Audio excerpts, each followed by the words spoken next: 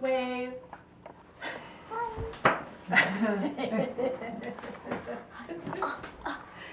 Okay, Aaron, that's enough. Come on, Aaron. Okay. Well, the day has finally come that I have been waiting for this whole semester. This is my last speech, and I made it. Yay! So today, I just want to go over a few things that I have learned over the past few months, what I was able to change, and how I feel about public speaking now. I do have to say that one of the most important things that I have learned is not to quit. When I first learned that I was going to have to do 8 speeches, that's 8 speeches, one every other week, that I would have to write, perform, or speak on, have it videotaped, download it, upload it, send it through, I was not prepared. But in the end, I learned how to do it all, and I've completed the course, and as of now, I have passed the course. So, what I have learned this semester.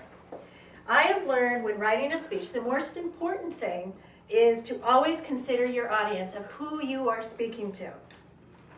So then you have to select and narrow a topic, determine the purpose, whether it's informative, persuasive, entertaining, develop the central idea, generate the main idea, gather supporting materials, organize the speech, rehearse the speech, and finally deliver your speech.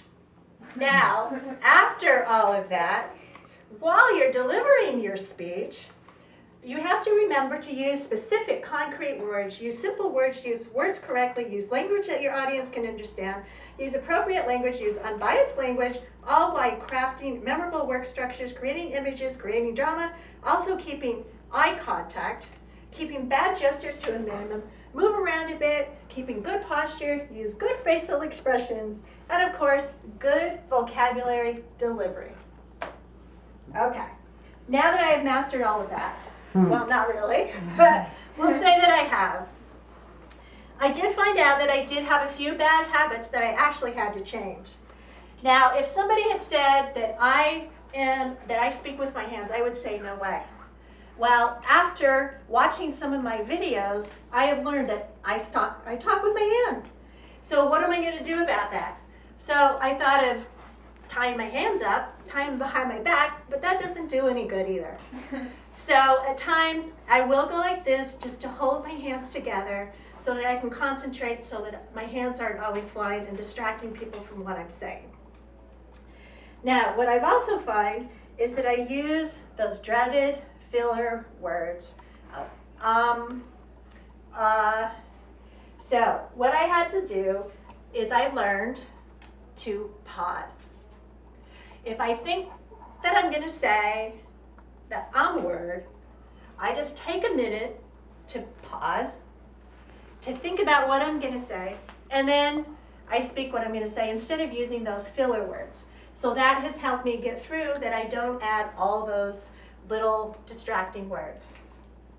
Now, one of the other things I had to do is that I don't move around a lot. The first couple of speeches, I felt like my feet were tied to the floor, nailed down to the floor. But I thought and then I thought, well, maybe I'll put one of the dog collars on me and I'll give the buzzer to my kids so they can beat me to remind me to move around. But I thought, you know what, I'm not giving that to my kids because they'll be beeping it the whole time. So what I decided to do was ask my audience, just tell me, just kind of give me emotion. If I'm not moving around, just give me emotion and that will remind me. So I was able to go through that, and that was able to work out a bit. Now that I've learned all of this, you would think that I would be a great speaker. Well, I don't know if I can say that, but I truly feel that I have improved. Oops, I was supposed to pause there. I need more practice. I do believe that if the opportunity arises, that I will say yes to the challenge and just do my best. So in the end, I want to thank all of you who have been my audience throughout this whole semester, and a special thanks to my 16-year-old son, who every time, oh no, another video I have to videotape. Well, he's done a great job, And I couldn't have done it without him because he's the one that taped it, put it on his computer, download it, upload it, send it to me, and everything else. So I thank him, and that way I was able to do the course online and to get everything done.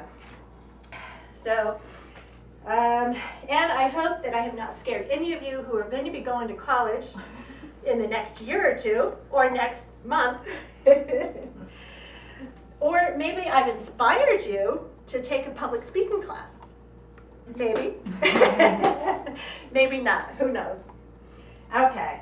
And a thanks to my teacher, Ms. Mikowski, for being very supportive with answering all my questions and concerns that I've had over the semester. And of course, my classmates. I believe that we have all had our own struggles to overcome, but it has seemed that everyone has improved. But I am sorry to say, I truly am so glad this class is over with and that I've passed it. So in the end, I give a toast to my classmates that we have made it. Get your foot off of it, man. We have made it through.